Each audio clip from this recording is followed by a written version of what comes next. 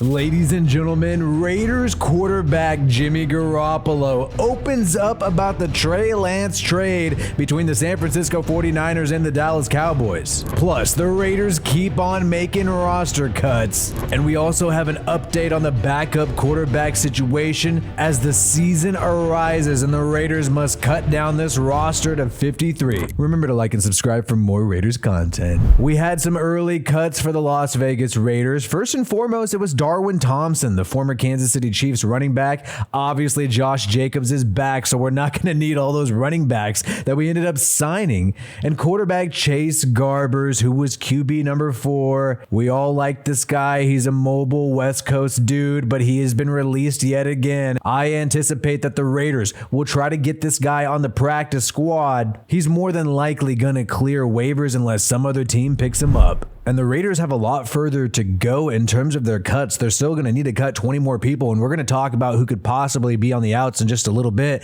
but these people are definitely on the outs. Most notable here is Jacob Hollister, backup tight end. It looks like the Raiders are happy with Jesper Horsted. And then you got Isaiah Zuber, the USFL star. This guy's been placed on injured reserve along with Britton Brown. So because these three players, Britton Brown, the running back, Hollister, the tight end, and Zuber, the wide receiver, because they are placed on IR before the season starts, they cannot be activated during the season. The only way you can activate somebody back from IR during the season is if you put them on IR after August 30th. So it looks like the Raiders are stashing Britton Brown, the running back out of UCLA, on IR. And the Raiders also waived Chris Lacey along with Bryce Cosby, Ike Brown, the cornerback, and the guard Gurman. And I'm not going to lie, none of these are that surprising, but the Raiders will have some tough decisions to make. And they do have some decisions to make at quarterback. For some freaking reason, Brian Hoyer, the 38-year-old who threw a pick 6 in preseason, well,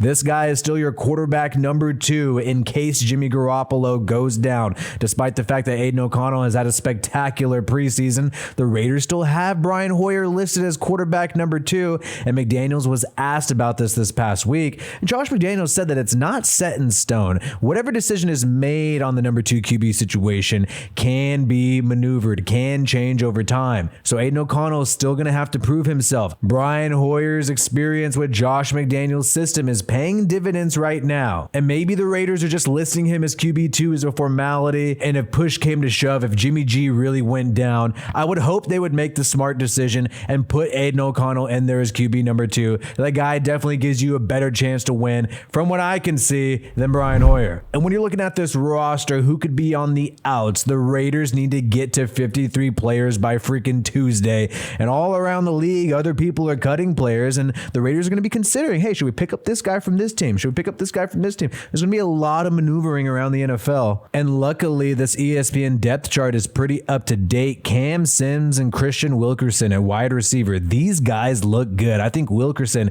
flashed the most, getting over 100 yards in this past preseason game. And I hope that the Raiders keep the guy, but this receiving room is crowded. Not only do you have your starting 3 right here, Trey Tucker's a lock, DeAndre Carter's a lock because of his special teams ability, Philip Dorsett is probably a lock. He's the only real deep ball speedster, and he's a former New England guy, and that's already 6 wide receivers. So unfortunately, Keelan Cole, Christian Wilkerson, and Cam Sims are going to be on the outs. I think it would be tough to see any of these guys make practice squad. Maybe Cam Sims and Wilkerson can be that guy. And who knows if the Raiders will make the bold decision and maybe not roll with Dorsett and roll with one of these 3 other guys. And I think the more surprising cuts are going to come with defense, especially the defensive line, the interior. They got Neil Farrell Jr., who they selected last year in the draft. You also have John Jenkins and Adam Butler, who have been doing well in the interior during preseason. And Nessa Jade Silvera has also made a splash. You saw Max Crosby praise this guy, draft pick selected late in the 2023 draft. And you also have Matthew Butler out of Tennessee, who was a 4th round pick last year, along with Byron Young out of Alabama, who was a 3rd round pick this year. And I think a shocker could happen where the Raiders maybe roll with Adam or John Jenkins over Matthew Butler, and they'd be releasing that 4th round pick. That's not going to look too hot for your drafting, but you ultimately got to go with who's producing. And I saw a lot of Matthew Butler in that last preseason game, which typically means you still need to prove something to the coaching staff, and you're a little bit on the outs if you're playing a lot in preseason game 3. And linebacker is beat up up. They got their starting three, and Diablo and Spillane are likely going to be the two starters when you're in that sub defense. And Amari Burney is a 6th-round pick, Florida Gator from this past draft, but the dude has been struggling, and I feel like the Raiders really need some depth at linebacker, because if one of these starting guys goes down, I think they are going to be screwed. I think they're going to be reaching for somebody, maybe needing to sign a veteran, and who knows if they try to practice squad Amari Burney and hope that he passes through the waivers. I think the most critical and shocking releases are going to be with regards to cornerback. Obviously, we got Nate Hobbs and Marcus Peters as our starters. Jacorian Bennett will likely be a starter, likely get a lot of playing time this year. And I think surprisingly, you're going to see a lot of veterans like David Long Jr. and maybe Amik Robertson be on the outs for the Raiders. I think the cornerback room is just completely crowded right now. Not only did the Raiders sign a lot of veterans on one-year contracts, bring in Marcus Peters, but they also drafted Jacorian Bennett, and that's just a lot of competition where you can't fit everybody. And Jimmy Garoppolo, the quarterback of the Raiders, opened up on the Trey Lance trade, and this is big because this guy was competing with him. Trey Lance was drafted by the Niners to replace Jimmy Garoppolo. They even had that crazy fiasco in 2022 where the Niners literally sent Jimmy G home, let Trey Lance take over the team, and then Trey Lance got hurt, and they said, hey, Jimmy G, can you come back? Sorry about that. And you know, Jimmy G could have been salty about this. He could have had a hostile relationship to Trey Lance. I mean, it's tough to be around a guy who the Niners spent 3 first-round picks on. You know he's in line to replace you. But I do like Jimmy G's attitude and what he had to say about Trey Lance. And he's saying, with regards to Trey Lance being traded to the Dallas Cowboys from the 49ers for a 4th-round pick, Garoppolo said he's excited for Trey and it's a new opportunity for him.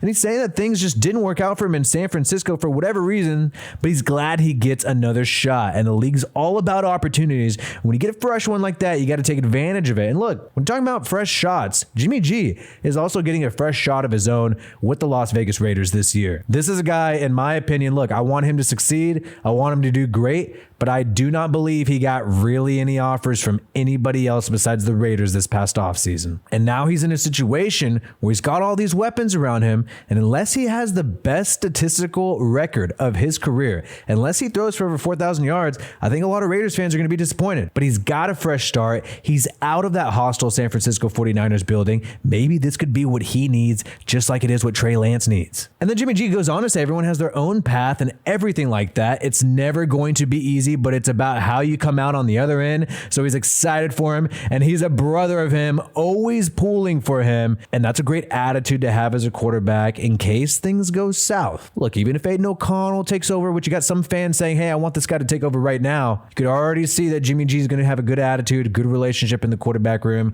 even if things don't go entirely his way. And then Jimmy G goes on to say, I don't know how the whole thing shook out and everything. While I was there, Kyle was going to call the plays for you. You just got to go up there and execute them to the best of your ability. Trey's a brother of mine, so like I said before, I'm always pulling for him. I think he's got a bright future in this league. The dude's a talent, just got to get him out there. So his message is basically the dude has to play in order for him to develop. But that comment was very interesting to me, saying that Kyle Shanahan, the head coach of the San Francisco 49ers, is going to call the plays for you and just got to go up there and execute. It's almost like he's putting the ball in Trey Lance's court, saying that he did not execute. And even though Jimmy G in the past, I've seen the guy be hostile to Kyle Shanahan, telling him that all of his plays suck, man. You could read the lips, you could see exactly what this guy is saying. I did not think Jimmy G was always a fan of Kyle Shanahan's plays, and maybe he'd be more of a fan of what Josh McDaniels is going to dial up for him this year. But we'll see what happens. Maybe Jimmy G is going to end this year appreciating Josh McDaniels a little more than Kyle Shanahan. Who knows? The first game is 2 weeks away against the injured Denver Broncos. They got tons of problems over there. I think the Raiders could open with a bang, but I'm still skeptical about the whole entire year. We'll see what happens. Let me know your record predictions for the Raiders in the comments below. My name is WiFiWillie. Peace out, and I hope you have a good one.